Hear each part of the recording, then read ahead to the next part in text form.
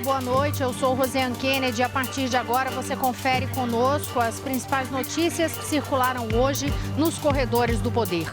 Mais uma chacina em presídios, desta vez em Roraima. E pelo menos 33 presos morreram. Os massacres em penitenciárias da região norte do país geram ampla repercussão internacional, cobranças às autoridades, manifestações do setor jurídico e também político. Tudo isso e muito mais você confere a partir de agora com a gente aqui na TV Brasil e na Rádio Nacional. O Brasil amanheceu hoje com a informação de mais um massacre de presos em penitenciárias. Desta vez foi em Roraima, 33 detentos morreram. A situação ocorre na mesma semana em que outros 60 presos morreram em penitenciárias no Amazonas e chama a atenção para a crise do sistema penitenciário e também para a atuação de facções no norte do país. O presidente Michel Temer se manifestou hoje, horas depois da confirmação deste massacre que ocorreu em Roraima e falou, inclusive, de apoio ao governo do estado. Quem tem as informações sobre a manifestação do governo é a repórter Jéssica Gonçalves, diretamente dos estúdios da Rádio Nacional. Jéssica. Rosiane, após as mortes em Roraima, Michel Temer ofereceu ajuda federal, segundo informou a Secretaria de Imprensa da Presidência por meio de nota. Temer conversou por telefone com a governadora do estado, Sueli Campos, e disse que colocou todos os meios federais à disposição para ajudar na segurança pública de Roraima. Ainda segundo a nota, a governadora respondeu ao presidente que a situação já está sob controle e que no momento não será necessária a presença federal. Além disso, o comunicado da presidência informa que a governadora agradeceu a liberação de 45 milhões de reais pelo governo federal para a construção de uma nova penitenciária e para a compra de equipamentos de segurança e armamentos. O governo também afirmou que as autoridades estaduais vão manter contato permanente com o Ministério da Justiça para trocar informações sobre a situação da segurança em Boa Vista. Rosiane. Obrigada, Jéssica. Ainda sobre este assunto e a manifestação do governo do estado de Roraima, o ministro da Justiça, Alexandre de Moraes, chegou a cogitar viajar hoje para Roraima. Anunciou durante uma entrevista coletiva aqui no Palácio do Planalto, onde a gente está agora, que iria a Roraima. Mas depois desta conversa do presidente Temer com a governadora, ela fez essa manifestação de que não era mais necessário. Alexandre de Moraes, no entanto, foi indagado hoje, foi questionado agora à tarde sobre uma solicitação que foi feita pelo governo de Roraima em novembro passado, pedindo apoio da Força Federal, justamente por causa da crise prisional lá no estado. Na ocasião, a governadora chegou a vir até Brasília para fazer essa solicitação de apoio à Força Nacional. O ministro da Justiça, Alexandre de Moraes, divulgou uma nota agora há pouco. Nesta nota, ele confirma que realmente foi feita esta solicitação, mas ele explicou o seguinte, que a governadora havia solicitado apoio da Força Nacional para aquele trabalho de administração penitenciária. Ele diz justamente que essa solicitação era para cuidar da administração prisional e de equipamentos e que na ocasião ele explicou à governadora que a Força Nacional não pode atuar dentro dos presídios. Ela pode colaborar na hora que há algum problema específico, um eventual problema referente a uma rebelião ou nas consequências deste ato, mas que não pode assumir uma administração prisional. Foi a explicação do ministro em relação a esta solicitação que foi feita por Roraima era um pedido de socorro ali em relação à própria situação prisional que havia no estado, isso feito lá em novembro. De acordo com a própria nota do Ministério da Justiça, essa solicitação foi feita no dia 11 de novembro do ano passado. Ainda nesta nota, o ministro afirma que, na época, foram liberados 13 milhões de reais ao estado de Roraima para equipamentos e armamentos para o grupo interno que atua nos presídios do estado.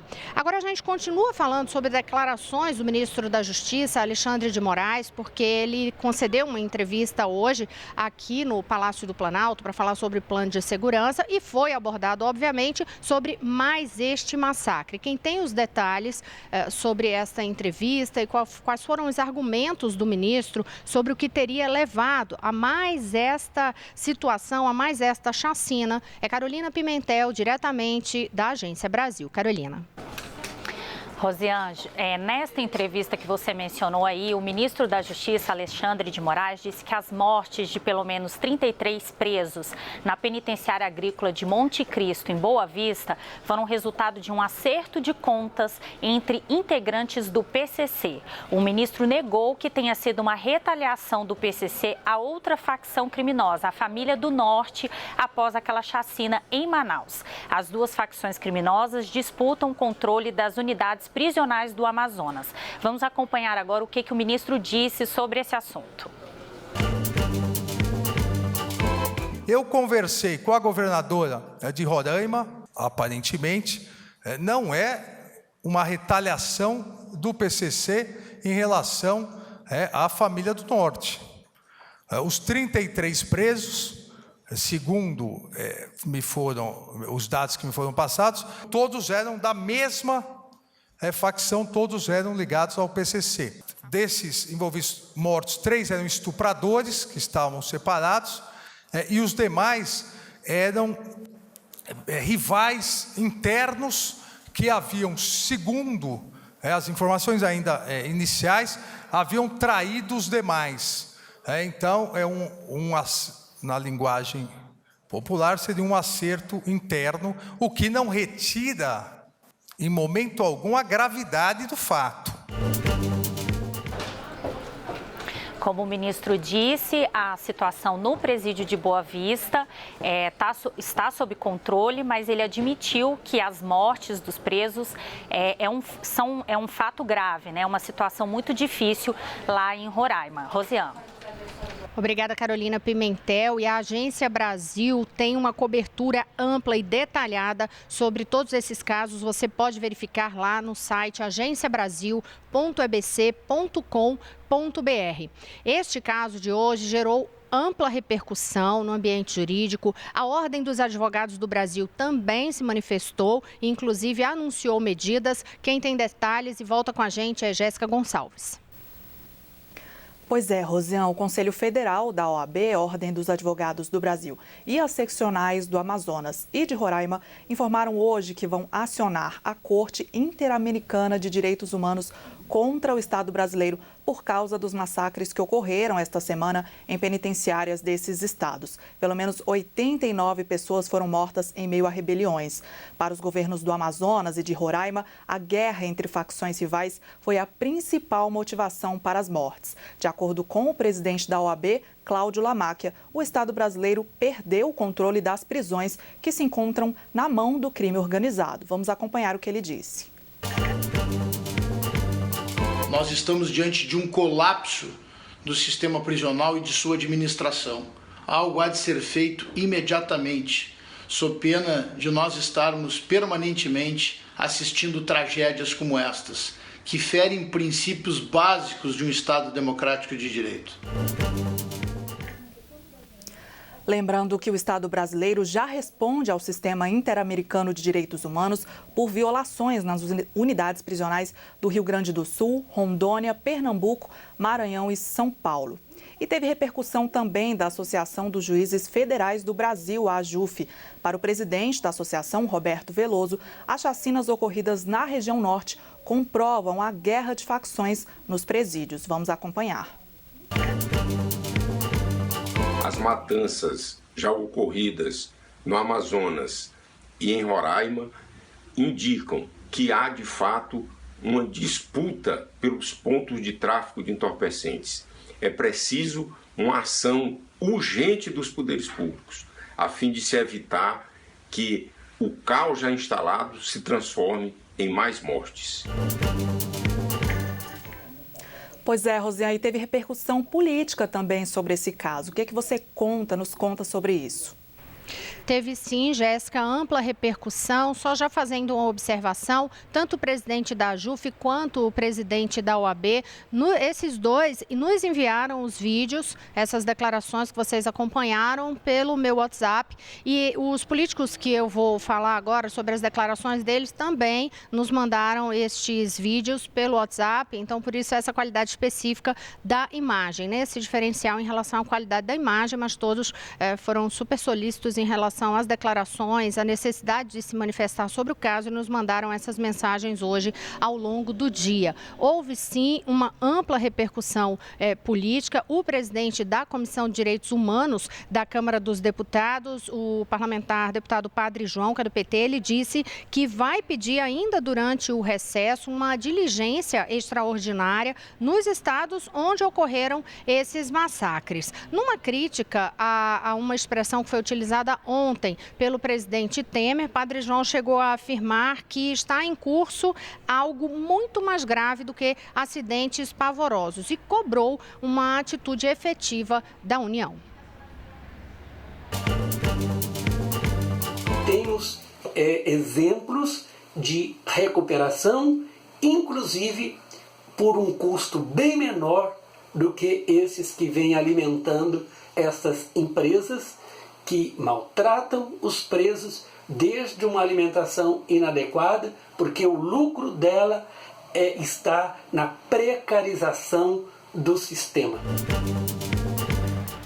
Olha, também do PT, o deputado Vadir da Música, da bancada do Rio de Janeiro, que foi presidente, inclusive, da Ordem dos Advogados do Brasil no Rio de Janeiro, ele falou sobre o caso e disse que é preciso ter uma política ampla para diminuir a população carcerária. Vamos acompanhá-lo. A maior parte da população carcerária brasileira é de presos temporários. Dentre estes, boa parte nem devia estar lá, porque são autores de pequenos delitos. Temos que pensar numa política de desencarceramento. A gente lembra que o governo divulgou hoje uma política ampla, um plano nacional de segurança. No próximo bloco, inclusive, a gente vai trazer detalhes sobre este plano. Mas antes eu ainda trago aqui a declaração da deputada Elisiane Gama, que é do PPS do Maranhão. Ela que foi, inclusive, integrante da CPI do sistema carcerário na Câmara dos Deputados, aquela que a gente falou ontem, que foi encerrada lá em 2015. E Elisiane Gama falou justamente sobre o que está gerando toda essa crise penitenciária e também as medidas que devem ser adotadas. Vamos conferir. O sistema prisional brasileiro está falido por várias razões, mas eu quero destacar duas. Primeiro, corrupção no sistema. Há uma movimentação financeira gigantesca dentro dos presídios brasileiros. Funcionários mal pagos acabam se submetendo a esse tipo de corrupção. E depois, a falta de investimento em tecnologia. Sem uma fiscalização arrojada e eficiente, você acaba tendo acesso com muita facilidade a armamentos e drogas e equipamentos que são exatamente os instrumentos para as rebeliões no nosso Brasil. Portanto, é necessário se investir em ouvidoria e corregedoria fortes para realmente coibir a corrupção e depois investir em tecnologia. E a gente vai mais uma vez à Agência Brasil conversar com Carolina Pimentel, que tem outras informações a respeito da população carcerária em Roraima, inclusive sobre a repercussão internacional desse caso. Rosiane, a penitenciária agrícola de Monte Cristo, lá em Boa Vista, que fica na zona rural de Boa Vista, em Roraima, ela tem um problema que a gente vê aí, é comum aos presídios do país, a superlotação. O presídio em Boa Vista tem capacidade para receber até 750 detentos, mas atualmente tem mais de 1.400, quase o dobro da capacidade. E desse total, quase 900 são presos provisórios. Lembrando que essa penitenciária de Monte Cristo é o maior presídio do estado e é administrado pelo governo local. E neste início de ano, se nós somarmos aí as chacinas em Manaus e em Boa Vista, quase 90 presos foram mortos nesses dois estados no início do ano. Diante dessa crise no sistema penitenciário, o governador do Acre, Tião Viana, reuniu-se hoje com a presidente do Supremo Tribunal Federal, Carmen Lúcia, para discutir a situação dos presídios na região norte. O governador disse que os estados encontram muitas dificuldades para transferir os presos ligados ao tráfico de drogas. Segundo Tião Viana, muitos pedidos de transferências desses detentos dos presídios estaduais para os presídios federais são negados pelos juízes. Lembrando que a legislação exige que essa transferência tenha uma autorização judicial. E a imprensa internacional repercutiu novamente essa nova chacina, agora em Boa Vista. O jornal The New York Times citou o número de mortos e disse que as autoridades brasileiras temem um acirramento na guerra entre quadrilhas de drogas pelo controle do comércio de cocaína no Brasil.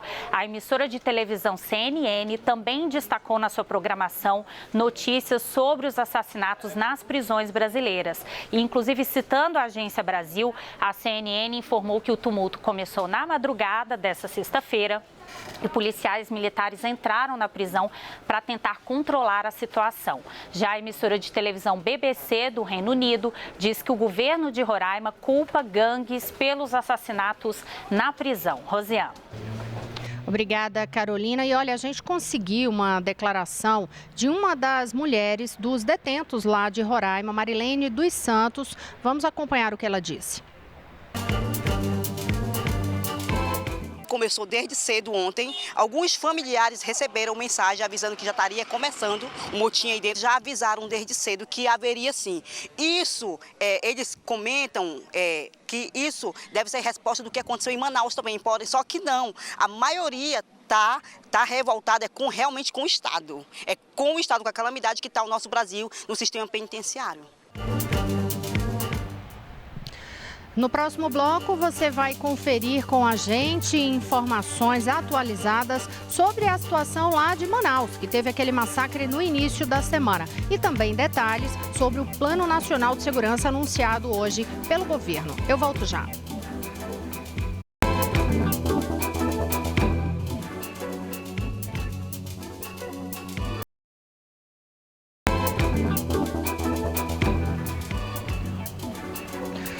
Olá, estamos de volta aqui nos Corredores do Poder. Eu sou Rosiane Kennedy e você confere com a gente as principais notícias do dia. Você viu com a gente no primeiro bloco que o massacre numa penitenciária em Roraima deixou hoje 33 mortos. Houve um contato do presidente Temer com a governadora do estado.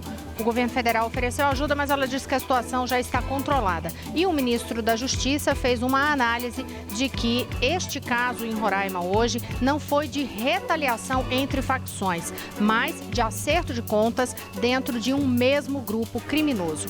Agora a gente inicia este bloco detalhando o Plano Nacional de Segurança. O governo convocou uma entrevista coletiva hoje, já havia anunciado que faria esse Plano Nacional de Segurança ontem. A gente trouxe as primeiras informações ainda na edição de ontem, mas hoje o ministro da Justiça, Alexandre de Moraes, detalhou ponto a ponto deste plano, inclusive com foco na área de inteligência. Quem tem os detalhes é Jéssica Gonçalves, nos estúdios da Rádio Nacional. Exatamente. Um dos principais destaques do Plano Nacional de Segurança é o núcleo de inteligência, como você falou, Rosiane. Será criado em cada unidade da federação um núcleo integrado de inteligência formado pelas polícias federal, rodoviária federal, militares e civil e também por integrantes do sistema penitenciário. A ideia é criar sistemas de monitoramento, como foi feito nas cidades que sediaram a Copa e os Jogos Olímpicos. O plano prevê também a ampliação do número de radares do Alerta Brasil nas rodovias e a comunicação por rádio digital, principalmente nas fronteiras. Segundo dados do governo, a cada 100 presos no Brasil, 42 ainda aguardam julgamento. Por isso, o plano também prevê a análise da situação desses detentos e a realização de mutirões para agilizar os processos. O objetivo é reduzir a superlotação em 15% até 2018. Rosiane. Obrigada, Jéssica. A Agência Brasil também detalhou outros pontos deste plano e é para lá que a gente volta para conversar com Carolina Pimentel, que destaca outra ação que vai ser adotada em relação ao Plano Nacional de Segurança. Carolina. Rosiane, o Plano Nacional de Segurança também, que foi anunciado pelo ministro da Justiça, Alexandre de Moraes, prevê também a criação de patrulhas Maria da Penha para combater a violência contra a mulher e reduzir os feminicídios no país. Essas patrulhas vão fazer visitas periódicas às mulheres que sofrem violência doméstica. Vai haver uma capacitação de profissionais para atuar na prevenção e também o reforço do policiamento comunitário. Serão oferecidos ainda cursos de capacitação para as vítimas.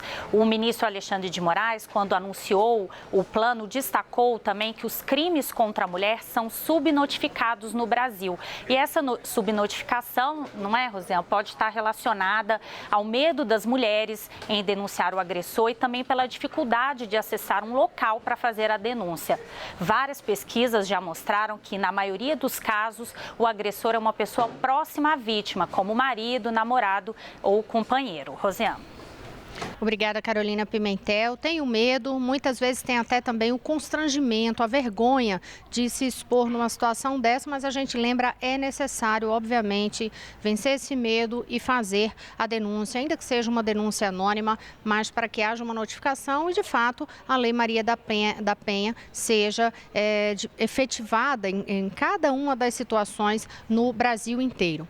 Agora a gente vai receber informações diretamente de Manaus sobre a situação de lá, onde ocorreu um massacre no início da semana, 56 mortos numa penitenciária, outras 4 mortes em outro presídio. E a gente sabe que tem uma atualização de dados em relação ao reconhecimento de corpos, também em relação ao que tem de presos ainda foragidos. E quem traz detalhes para a gente é Nauzila Campos, que é da TV Cultura do Amazonas. Para garantir a segurança e a integridade física de familiares, funcionários e também de detentos do sistema prisional, a Secretaria de Estado de Administração Penitenciária, SEAP, suspendeu temporariamente a entrega de alimentos e de materiais para os internos de todo o sistema prisional estadual. E também, durante os fins de semana, as visitas dos familiares foram suspensas. Em nota, a SEAP lembrou que as refeições diárias dentro das unidades permanecem como programadas. A alimentação dos detentos não é apenas a trazida pelos familiares. E assim que a situação for normalizada, todo esse procedimento vai ser retomado. E desde o dia 1º de janeiro, a Secretaria de Segurança Pública do Amazonas recebeu mais de 100 denúncias sobre os foragidos aqui do Amazonas. Tudo isso pelo número 181, que é o Disque Denúncia 24 horas. As ligações são mantidas em sigilo e todas as informações são repassadas para os órgãos de segurança pública aqui do estado. Gente, agora vamos mudar de assunto, vamos mudar de pauta e a gente vai falar de uma polêmica, desta vez sobre uma campanha no trânsito que terminou o governo retirando do ar por causa do tamanho da polêmica. Quem tem os detalhes é Jéssica Gonçalves. Rosiane, depois dessa polêmica aí envolvendo a campanha de trânsito Gente Boa Também Mata, a Presidência da República mandou retirar os cartazes em várias cidades do país. Esses cartazes vão ser substituídos por outros sem imagens de pessoas. Mas o que foi essa polêmica? Tudo começou nas redes sociais. Os cartazes associam pessoas que fazem boas ações com o ato de matar. Por exemplo, um deles diz: quem resgata animais na rua pode matar. Não use o celular ao volante. E ao lado tem a imagem de uma mulher com um cachorro no colo. E aí muitos internautas acharam que a mensagem não é clara, deixa dúvidas, enfim, não teria sido bem construída. O argumento da campanha, segundo a agência de publicidade responsável pelo trabalho, é que qualquer pessoa pode ser imprudente no trânsito e não basta ser uma boa pessoa, ser solidário e contribuir para a comunidade se não respeitar as leis de trânsito. O Ministério dos Transportes também veiculou um vídeo da campanha Gente Boa Também Mata. Acompanhe.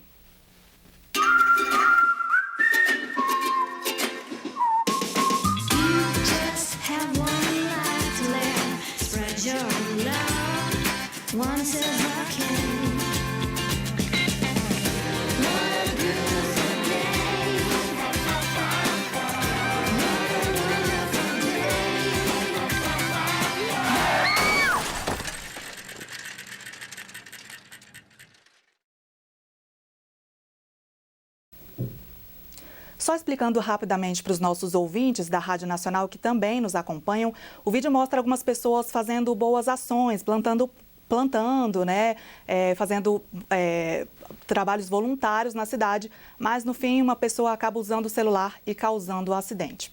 De acordo com o governo, esse vídeo e outras peças da campanha vão continuar sendo veiculados normalmente. Rosiane.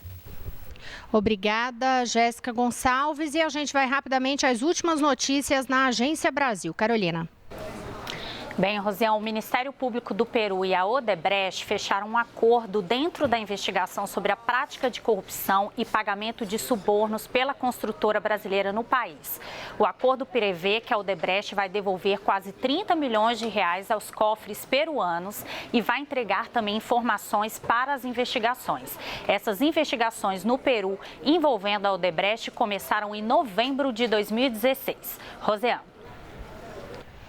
Obrigada. E a gente lembra também, né, Carolina Pimentel, que houve aquele pedido ontem do ex-presidente da Câmara dos Deputados, Eduardo Cunha, junto ao Supremo Tribunal Federal para cancelar todo o processo dele em relação à cassação de mandato. E o detalhe, se você quer saber exatamente qual foi o argumento adotado pelo deputado, você pode encontrar os detalhes na reportagem que está lá no site agenciabrasil.abc.com.br.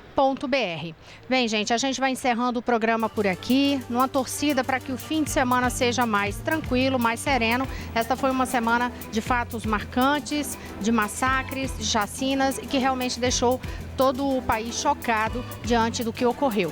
Mesmo assim, boa noite a todos, um bom fim de semana. Boa noite, Carolina e Jéssica. Boa noite a todos, até segunda-feira.